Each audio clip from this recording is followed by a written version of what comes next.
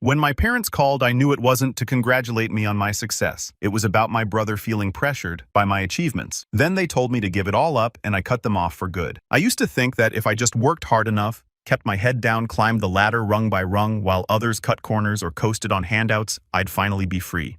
Free of the judgment, the guilt tripping, the endless comparisons. But what no one tells you is that when you come from a family that needs you to stay small so they can feel big success doesn't set you free. It paints a target on your back. My name's Nathan. I'm 27 years old, a software engineer working for one of the biggest names in tech. The kind of place that makes your LinkedIn blow up just for adding the company logo. I live in a sleek downtown penthouse with floor-to-ceiling windows, a skyline view, and a coffee machine that costs more than the car I drove in college. On paper, I've made it. But behind the scenes, there's a whole different story brewing. The kind you wouldn't believe unless you lived through it. And unfortunately, I did. I didn't grow up in luxury. I wasn't handed anything. My parents weren't cruel. Exactly. Just conditional. Everything was a transaction. Love, attention, pride. You had to earn it. And even then, it came with strings. My younger brother Brandon never had to worry about that. He was the golden child. He could bomb out of classes, get arrested for petty vandalism twice, and still be met with. He's just figuring himself out. Me, one missed homework assignment in 8th grade, and I got the silent treatment for a week. When I told my parents I wanted to go to college out of state, they laughed. Not a chuckle, a full-on belly laugh like I just said. I wanted to be an astronaut at 18. You think we're going to take out loans for that? Be serious, Nathan. So I got serious. I worked 2 part-time jobs through high school, saved every dollar.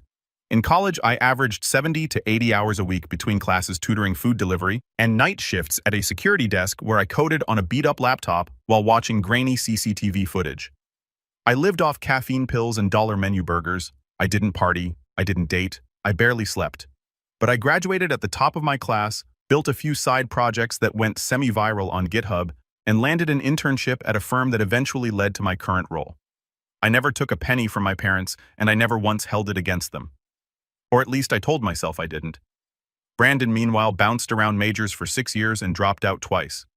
He never worked a real job, just odd gigs my dad lined up through his buddies. My parents kept telling him to find his passion, like that was a valid excuse for coasting into his mid-20s. When he finally settled on a photography business, they basically funded it. New camera studio space even covered his rent for a year to help him get on his feet. I remember coming home for Thanksgiving once during that time and seeing Brandon's new apartment. It had exposed brick walls, a giant canvas print of New York City, and an espresso bar. I was sleeping on a stained futon above a noisy taco shop at the time.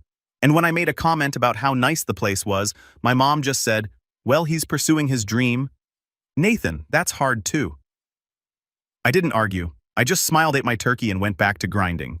A few months ago, after years of scraping and saving, investing smartly, and catching some lucky breaks with stock options, I made the biggest purchase of my life, a modern penthouse condo smack in the heart of the city.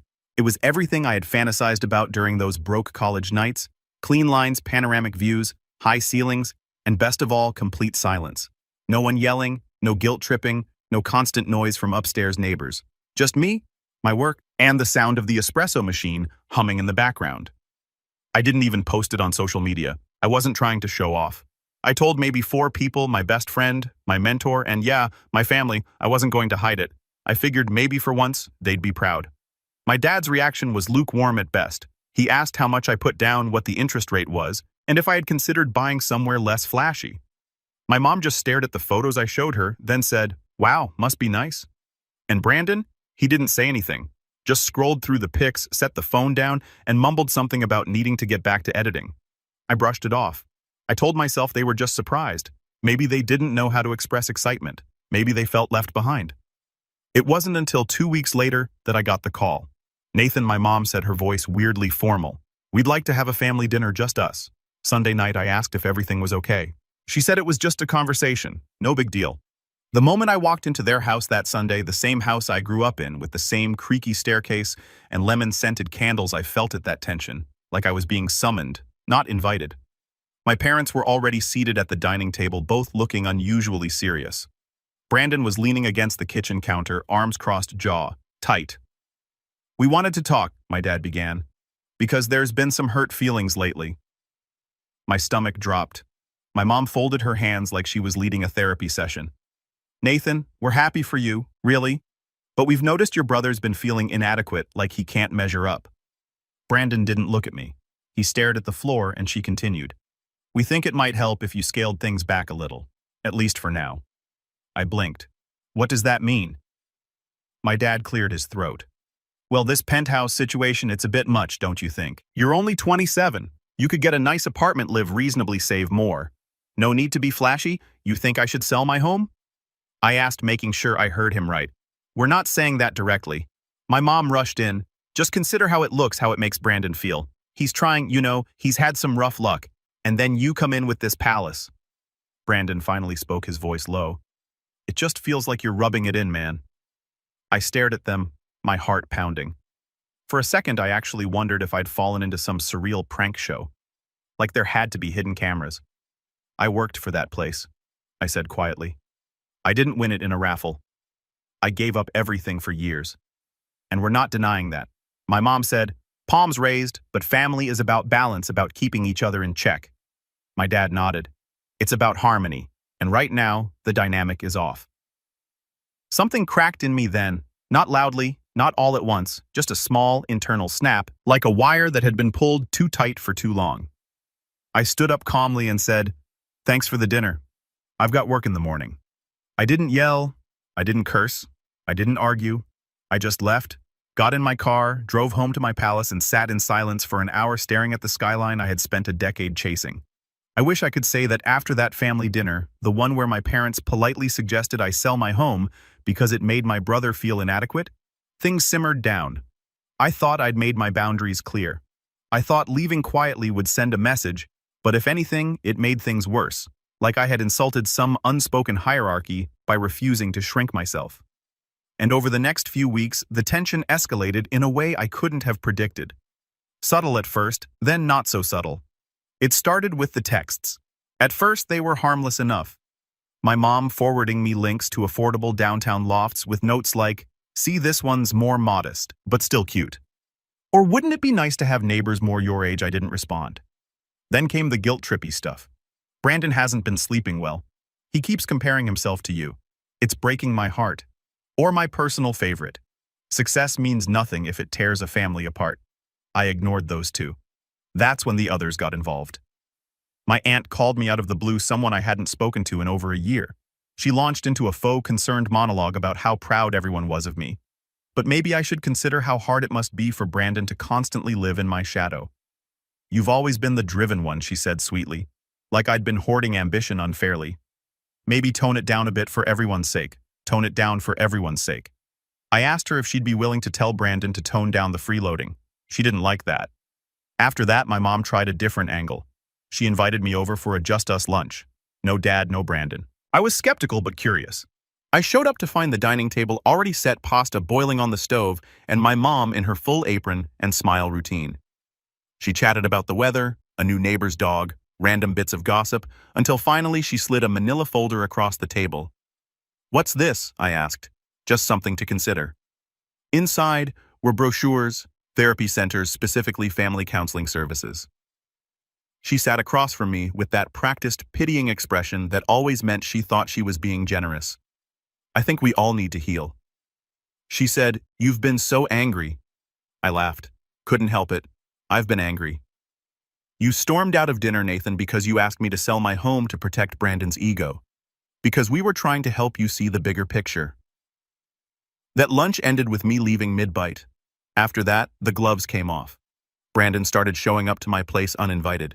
He'd text me 5 minutes before or not at all. The first time he buzzed my unit claiming he was downtown for a shoot and needed to use my place to charge his equipment. I said no. He buzzed again and again. I ignored him. 20 minutes later, I checked the building camera from my phone. He was still there, pacing in the lobby, visibly irritated.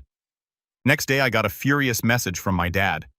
Family means being there for each other, not slamming doors in people's faces. I replied, family also means boundaries. No response. Week after that, Brandon came by again, this time with coffee and donuts, like it was some casual drop-in. I met him in the lobby before he could come up. Thought I'd bring breakfast, he said, holding up the bag. I'm working. You're always working because that's how I got here. He stared at me, then dropped the bag on the front desk and walked off. Didn't say another word. I didn't eat the donuts. I didn't hear from him for a while after that. Just radio silence from the whole family. I'd be lying if I said it didn't mess with me. I tried to focus on work, long hours, side projects, running teams, but the quiet got loud sometimes.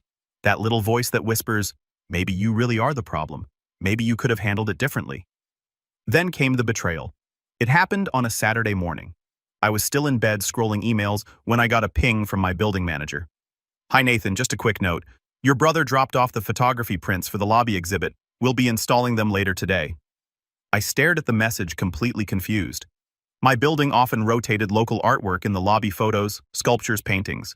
I'd even recommended a few friends from art school days, but I hadn't submitted anyone recently, and I definitely hadn't signed Brandon up. I replied, "Sorry, what prints manager?" Brandon said, "You cleared it." Said you wanted to support his work and thought the lobby would be perfect.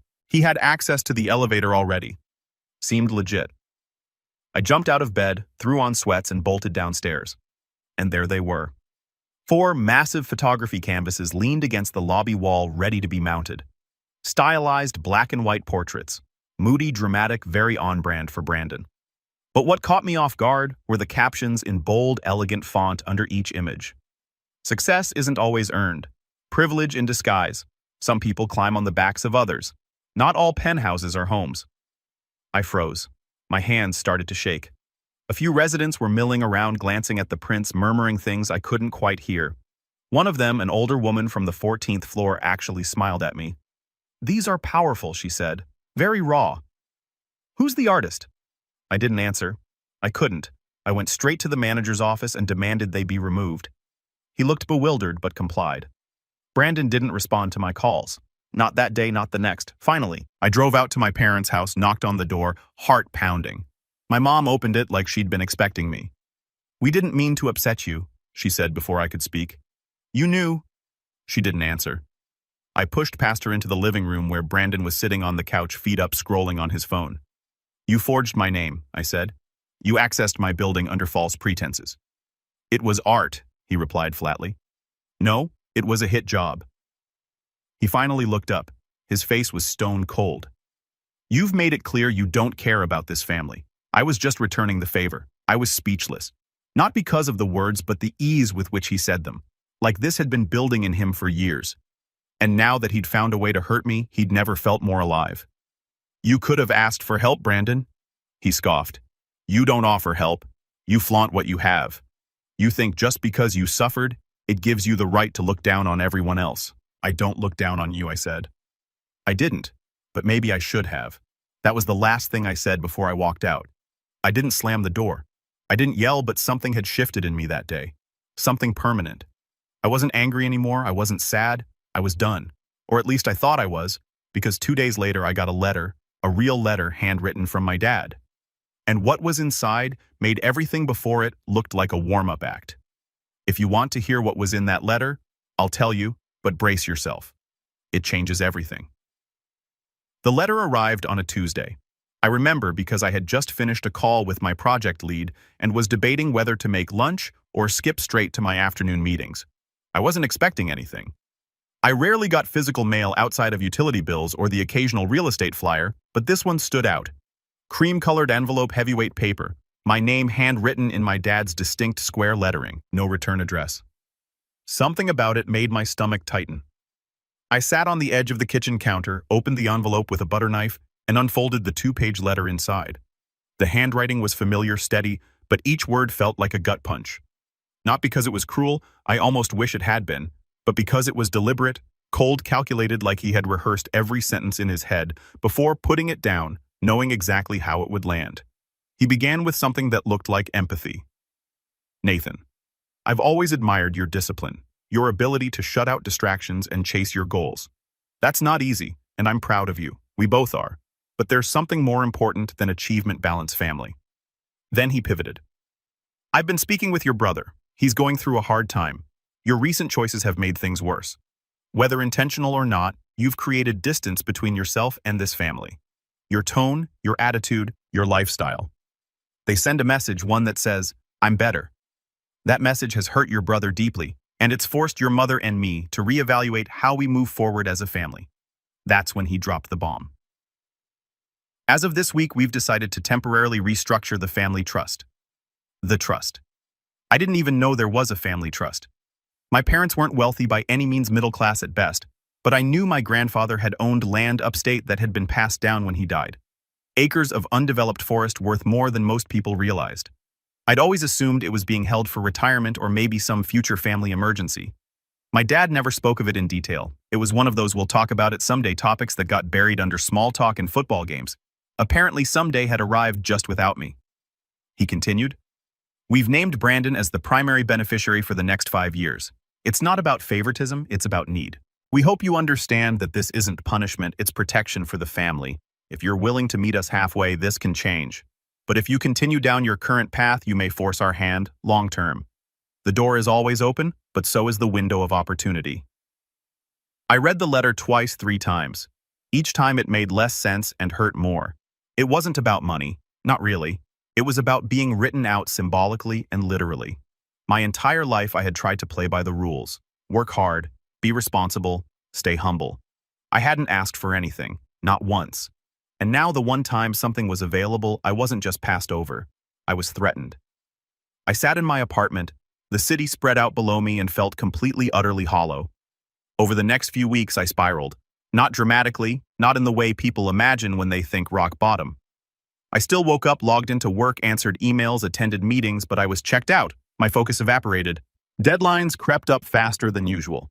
I stopped working out, stopped cooking, started ordering takeout every night. I left dishes in the sink.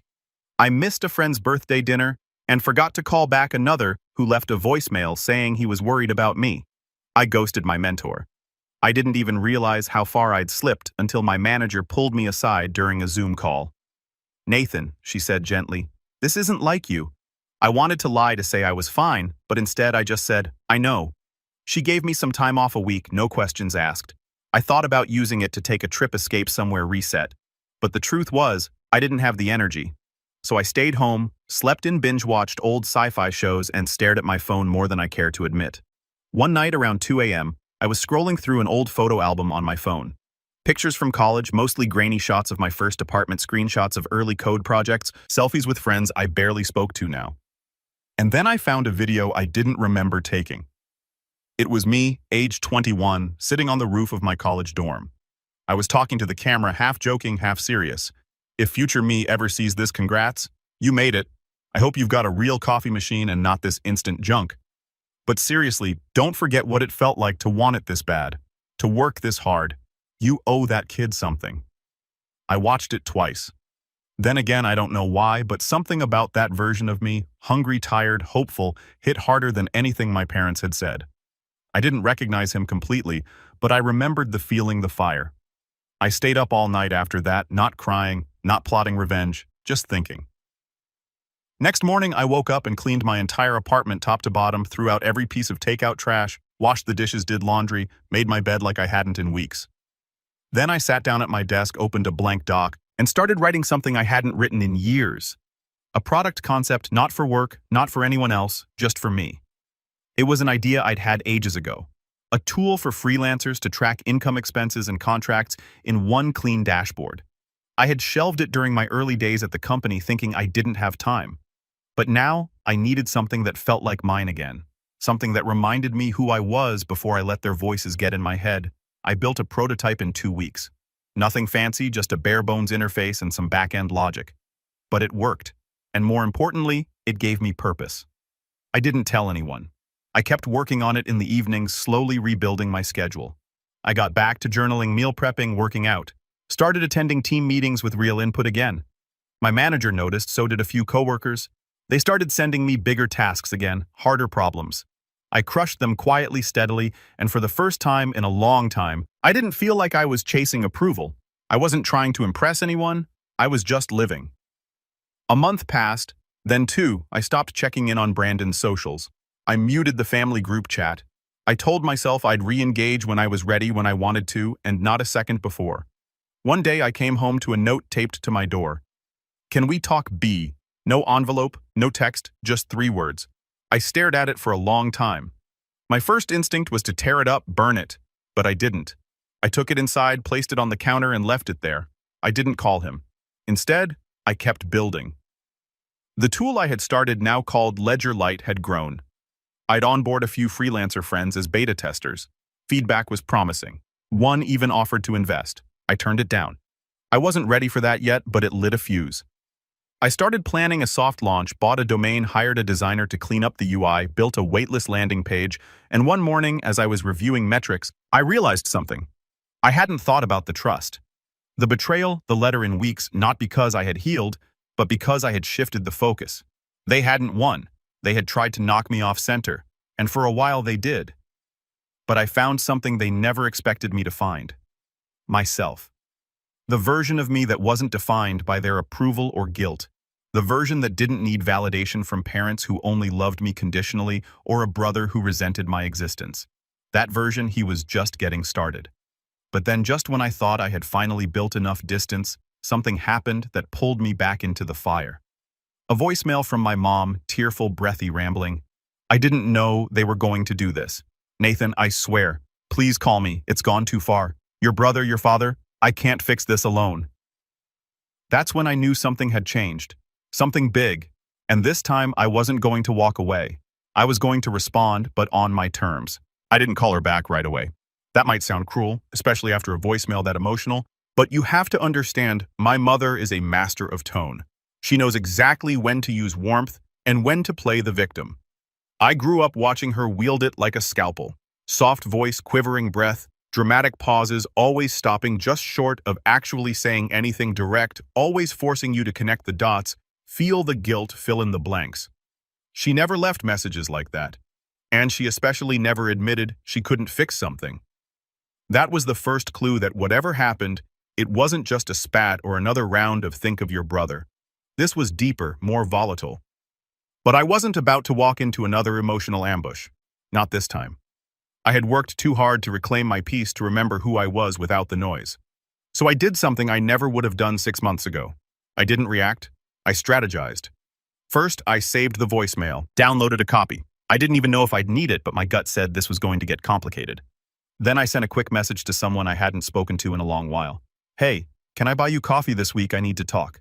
Family stuff. That someone was Jamie, a childhood friend of mine who'd grown up a few blocks over. We lost touch after high school, reconnected briefly in college, then drifted again. But Jamie knew my family had seen the dynamics, heard the arguments, been there the night my dad made Brandon lie about breaking the garage door, then punished me when I tried to correct the story. Jamie had always called it like it was. 2 days later, we met at this little cafe off 6th Street. Low lighting, good pastries, quiet jazz in the background. I didn't even sit down before she gave me a look and said, "Okay, what happened now?" I told her everything from the penthouse guilt tripping to the fake art exhibit, the trust betrayal, the fallout, and finally the voicemail. She listened the whole way through without interrupting, sipped her coffee, eyes sharp. At one point she muttered, "Unreal," under her breath. When I finally finished, she leaned forward and said, "They're bleeding you, Nate, just emotionally instead of financially." I know. No, I don't think you do. This isn't about the money or the apartment. It's about control. You're the only one who ever broke out of their little orbit, and now they're trying to drag you back. I stared down at my cup. So what do I do? Her lips curved into something between a smirk and a challenge. You stopped defending and start playing offense. I blinked. What does that even look like? Jamie tapped her finger on the table. You said there's a trust. You were written out. Brandon was made sole beneficiary temporarily for 5 years. Does it have to be 5 years? I frowned. My dad made it sound like the decision was final. Jamie raised an eyebrow. Doesn't mean it's legal. That's when the first piece of the plan came into focus. I didn't know the specifics of the trust when it was set up, how it was structured, what rights I had, but if there was a document, there were laws around how it could be changed, especially if it was my grandfather's land. That made it generational, possibly irrevocable. So I made another call, this time to an attorney, not just any attorney, a former mentor of mine who had transitioned from software law to estate litigation a few years back. I didn't have to tell him much, just enough for him to agree to review any documents I could get. You're not filing anything yet, he warned. We're just gathering information. Be smart. Smart. That meant not storming into my parents' house demanding answers. It meant baiting them gently. So I sent a message to my dad. Short, calm, almost passive. Hey, got mom's voicemail. Hope everything's okay. Want to catch up this weekend? Maybe clear the air. He replied in under 5 minutes. Glad to hear from you. Sunday afternoon work. Perfect. It felt too easy, which made me even more cautious. When I arrived that Sunday, my mom looked pale nervous. She opened the door and pulled me into a hug before I could stop her. Thank you for coming, she whispered. My dad was seated in the den legs crossed expression, unreadable. Brandon wasn't there. That alone told me something was wrong. He was always at the center of these little dramas. We made small talk. Tea snacks, weather. Then I asked casually, "So what's going on?" They exchanged a glance. My dad cleared his throat. "Your brother's going through a rough patch." I waited. He took out a business loan last year. He continued to expand the studio, bought equipment, leased a second location. That was news to me. He fell behind on payments, missed deadlines. Some legal stuff is happening now. What kind of legal stuff? My mom winced. He defaulted. The lender's threatening asset seizure. I sat back. And this affects me. Yes? How? More glances. My dad finally said it. He used part of the trust as collateral. My stomach dropped. I blinked. He what? My mom stepped in. It wasn't the main land parcel, just a sliver, a few acres. He thought he could flip the profit quickly. Which part? I asked sharply. The East Ridge, my dad muttered. That was the most developable portion. The one with road access. I didn't even know he had access to do that, I said. He shouldn't have. My mom said quickly.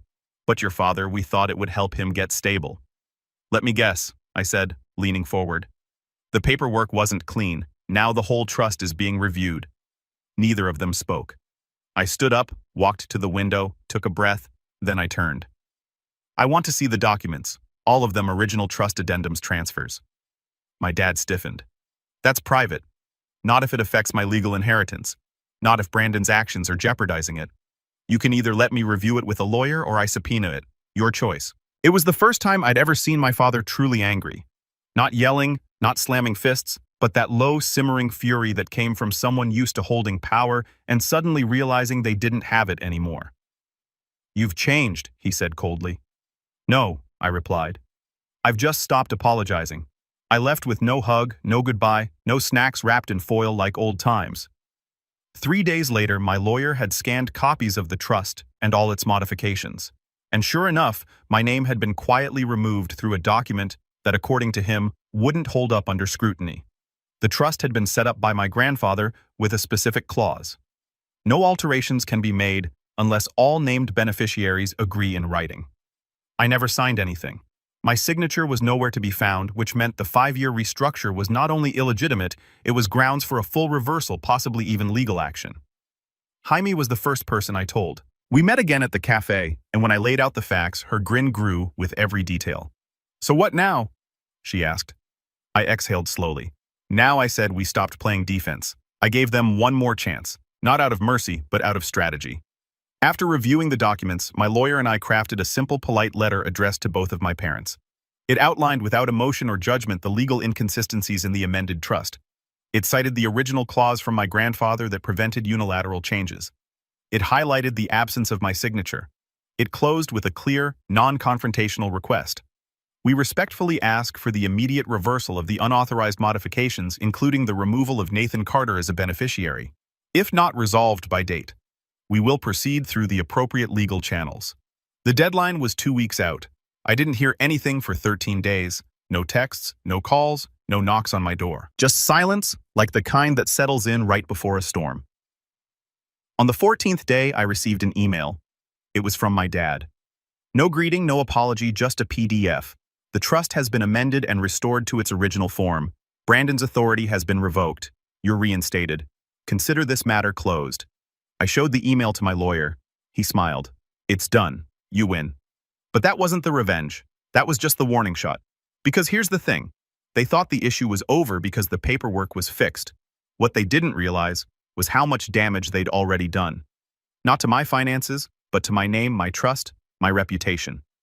Remember the photography exhibit Brandon tried to install in my building lobby? The one where he snuck in my building and displayed slanderous captions like, "Privilege in disguise, and not all penthouses are homes." Yeah, I hadn't forgotten either. And now that the legal threat had passed, I had the bandwidth and the motivation to make sure Brandon learned a lesson of his own. I started small. A DM to a gallery manager I knew through a mutual friend, someone Brandon had been trying to woo for months. I sent her the lobby photos Brandon had tried to install in my building along with a short message. Thought you should see the kind of work he tries to push without consent. She replied 2 hours later, "Thanks, that crosses a line. We won't be moving forward with him." Then I moved to his lease. Remember the second studio space he leased for expansion? Through some online research and a LinkedIn post he'd made months earlier, I figured out the building. I didn't contact the landlord directly. I didn't need to. I contacted a friend who worked for a commercial real estate firm in the area. I gave him Brandon's business name and asked if the owner had ever made late payments or tried to sublet. My friend laughed. "Yeah, that guy's a mess. Hasn't paid for 2 months. Wants to renegotiate the lease but won't return paperwork." I didn't say anything incriminating. I didn't push. But the conversation made its way back to the landlord. 2 weeks later, Brandon lost the space. Strike 2. Finally, I went after his real currency, his image. Brandon had built a modest social media following as a visionary creative, 12,000 followers on Instagram, a curated aesthetic inspirational quotes, carefully filtered behind-the-scenes reels. I created a fake account, followed his page, and waited.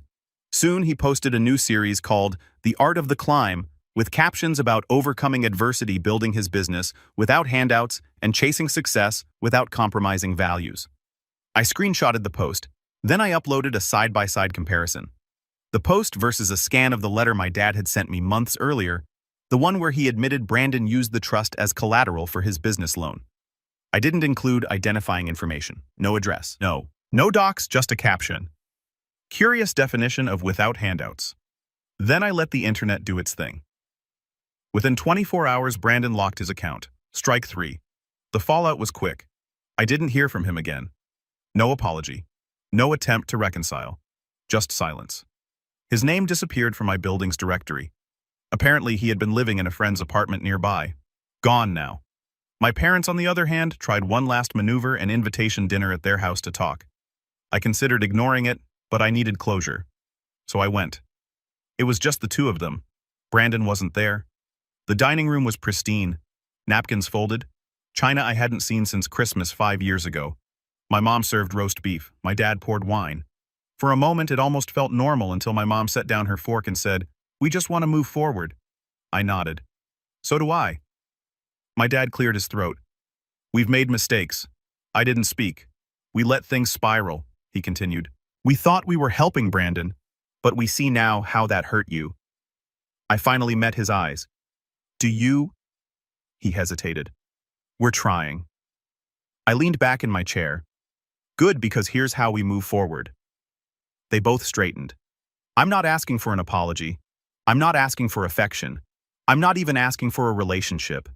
What I am asking for is distance." My mom's eyes welled up. "Nathan." I held up a hand. "I've rebuilt everything you try to strip away. I've cleaned up the mess Brandon left behind.